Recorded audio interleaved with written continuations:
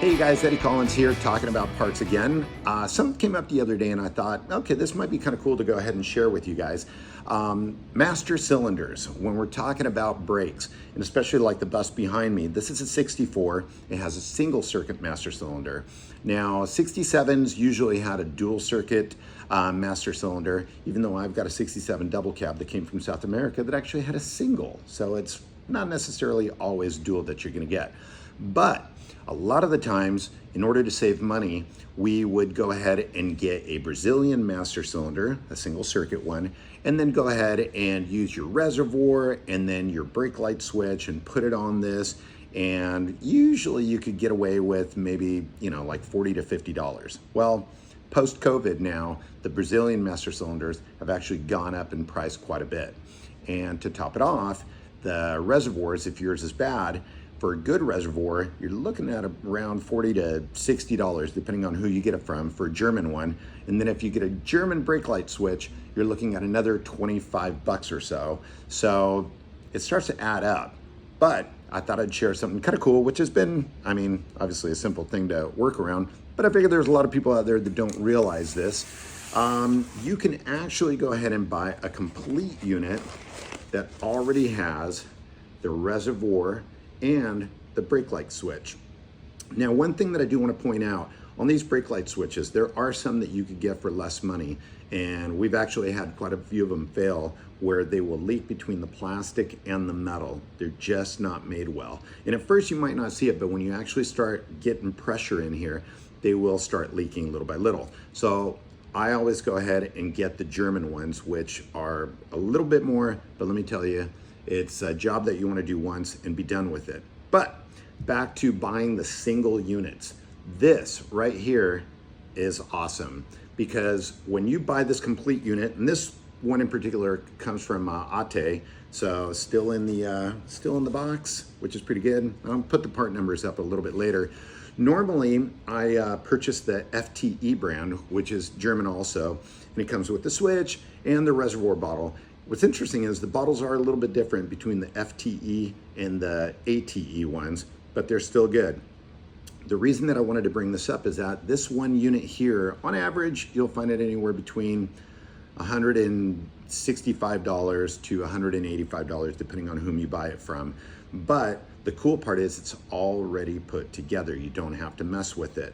Going back to what I was saying before, when you buy the Brazilian unit, which I want to say they're now somewhere in the $70 to $80 range, if you had to get a reservoir, you can get a reproduction, an aftermarket reservoir that I believe this was Brazilian, sometimes they're Chinese, this is new, but the quality of these, unfortunately, is not that great. They'll still work in a pinch, but what I don't really care for is the construction on the inside here, where they actually will tend to spin when you go to tighten them. And a lot of the times people have the propensity to go ahead and tighten it by the bottle, which you don't want to do, but a lot of people don't have a skinny enough wrench to tighten it onto the master cylinder. Well, what ends up happening is as soon as you somewhat break that seal between the bottle and the nut here, now you've got yourself a potential leak, if not certainly a leak, which no bueno. The other thing, as I mentioned, obviously you get the substandard brake light switch, you put it on here, and then after a while it starts leaking from the plastic. Now, seeing that I have the ATE brand here, this is actually pretty cool because especially for you folks that have early cars, like for example, I've got a friend who just asked me for one of these and he's actually working on a 57 bus. The screw terminals is what you would normally find on the earlier cars. Now on the new switches, they are spade connectors. But what was really cool was on this ATE brand here, and I'll do some close-up pictures in a little bit. On this one, you'll see that it actually came with the screw terminals already on here, which is pretty cool. Now let's say you buy this and you don't have screw terminals, you have a spade connector, it will easily unscrew and take it off, and then it'll go ahead and function as a regular spade connector. But what's nice is, the quality of the rubber boot, much nicer. A lot of the times you'd buy the Brazilian ones or some other aftermarket ones, substandard quality, and the boot will be all jacked up and all bunched up and stuff.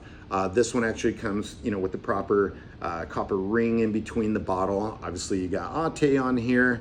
The other thing that I like too is that the cap isn't just some piece of junk, all black cap that's not going to go ahead and breathe.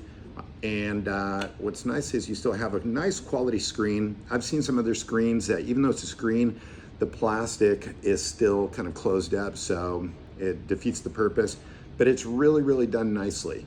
And the cool part is you actually only end up spending a couple bucks more for something that's already put together and ready to install, as opposed to piecemealing something else.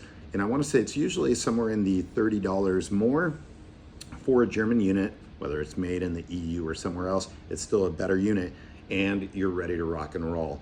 The other thing that's really cool about this ATE one that I didn't notice on the FTE is that it's actually notched here. So unlike this one here where there is no notch, when you do go to spin the bottle, if you spin the bottle on there, you'll notice that it's got reinforcements here that go into the nut. So definitely by far a superior product. I believe this one here, it'll retail for about $175, and you're ready to rock and roll. So I would highly recommend buying this one unit. I'll put some part numbers a little bit later. Now, fun fact on this one is that this particular one actually is listed as a Porsche part. So even though normally it's a 211, 611, 011J, some people call it JGR for German, but single circuit master cylinder that runs all the way through 66 and obviously some 67s.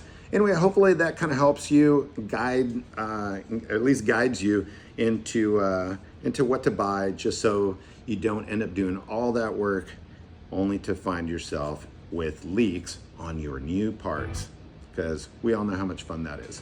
Anyway, you guys, thanks again for watching, and thank you for those that have subscribed as well as leaving comments. I sincerely appreciate it.